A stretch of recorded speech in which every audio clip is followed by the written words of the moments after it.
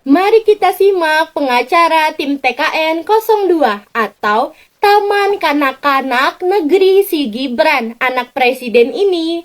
Pertama, ada Pak Yusril Iza Mahendra.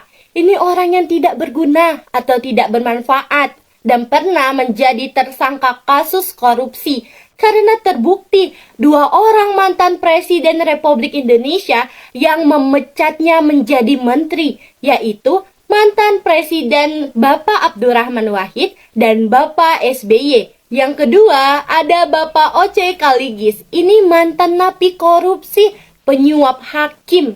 Yang ketiga, ada Bapak Hotman Paris Hutapea, pernah menjadi pengacara membela oknum jenderal polisi gembong narkoba terbesar.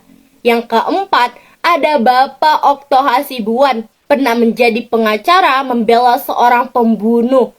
Jadi, sekarang kita sudah pada tahu bahwa orang-orang ini para gerombolan pengacara pembela orang-orang penjahat. Ini fakta, siapa yang ingin membantah?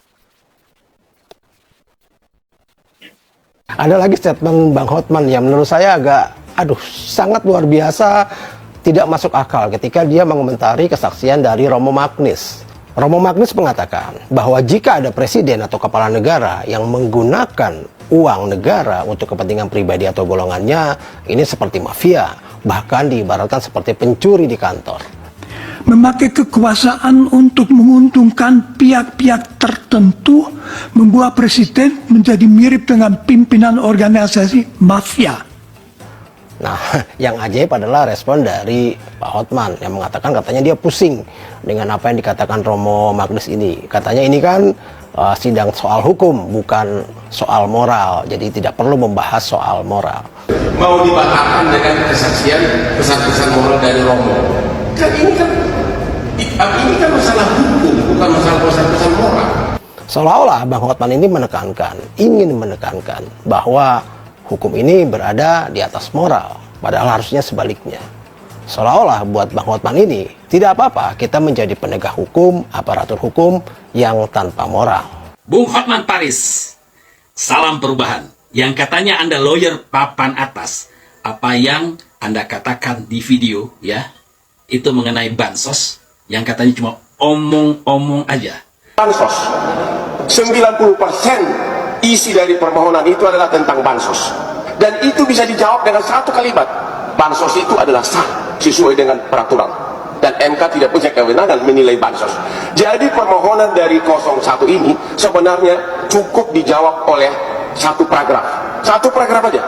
Karena yang lainnya hanya ngoceh-ngocehan, ngoceh sana sini, ya. Hanya satu, bansos itu adalah sah sesuai dengan undang-undang. Karena kalau tidak sah, KPK udah turun. Ya, 90% surat permohonan itu memakai alasan bansos.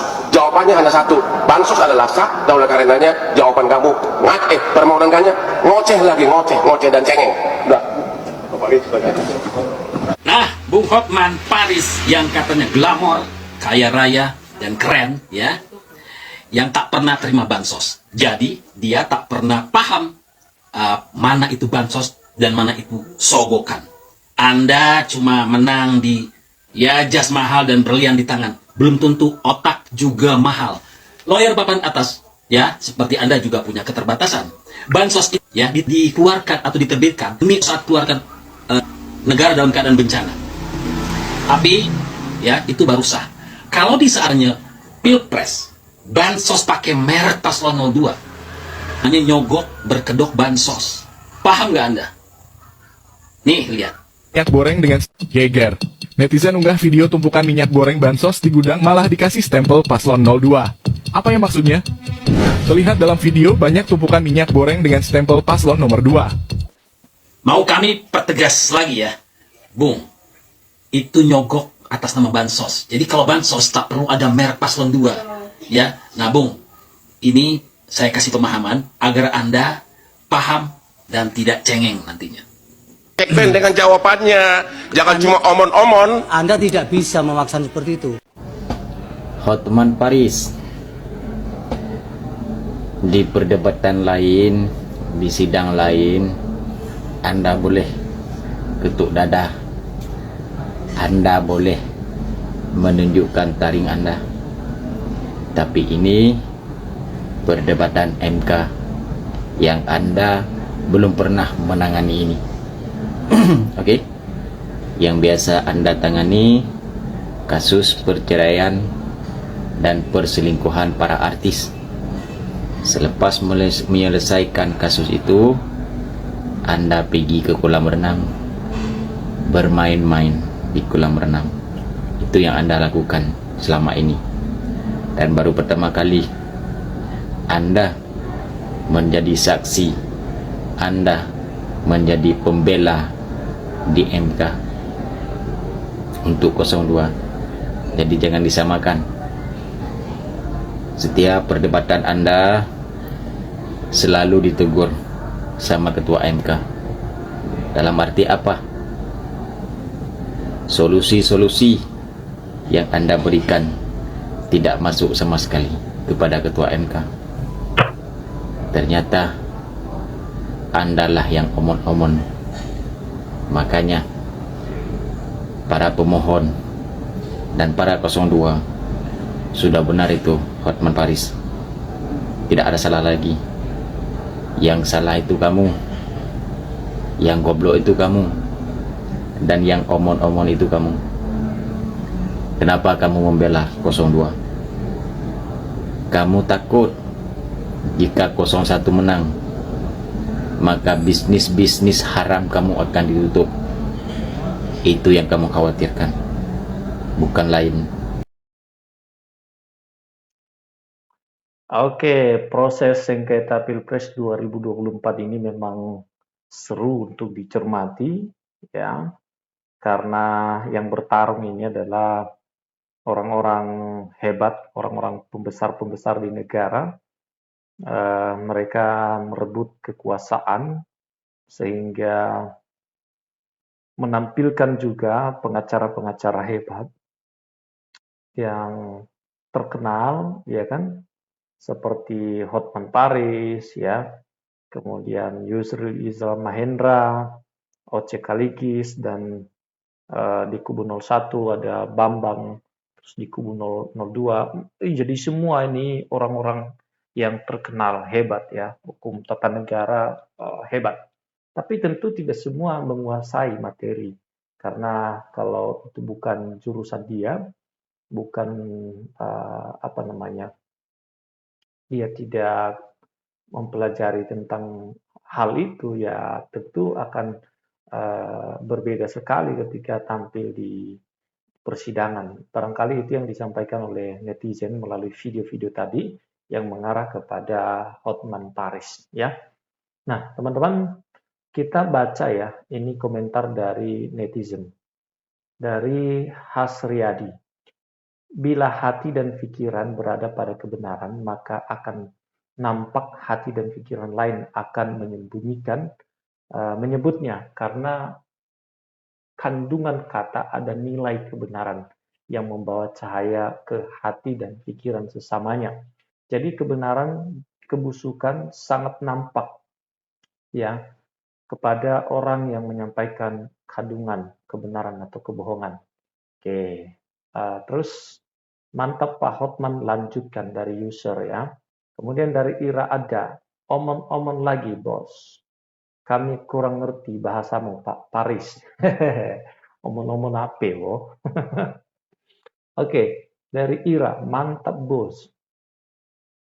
Lude, si Hotman ini pengacara preman, pengacara omon-omon yang gak ada kualitas.